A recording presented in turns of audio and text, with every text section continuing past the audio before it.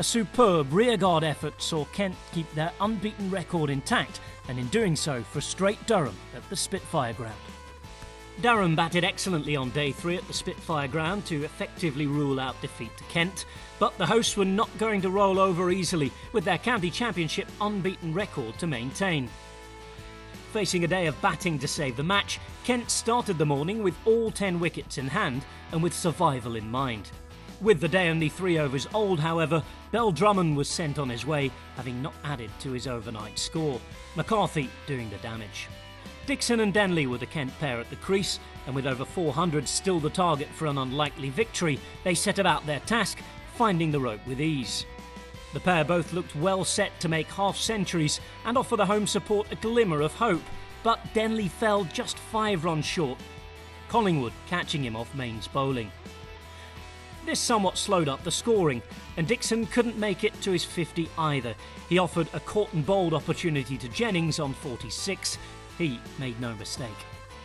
That brought the star of the first innings, North East, to the crease, and he and Weatherly negotiated Kent to the interval without the loss of any more wickets. The score 129 for 3 at lunch. As was always going to be the case after the restart, Kent's scoring rate was slow. Weatherly and North East's mission to occupy the crease and frustrate the Durham bowlers for as long as possible. Both were happy to hit the occasional boundary and to keep the scoreboard ticking along. But 60 overs into the innings, Main dismissed Weatherly for 30 to break the partnership. 3 overs later, and with just 2 more added, Stevens, magnificent with the ball in the first innings, was dismissed for a duck. With North East heading towards another knock of 50, he was losing partners at the other end. Gidman the next to depart, edging Rushworth behind for 3. This meant Kent went into the tea interval with just 4 wickets remaining and 206 runs on the board, chasing their theoretical target. Rouse and North East went into the final session of the game knowing exactly what was needed with 4 wickets in hand.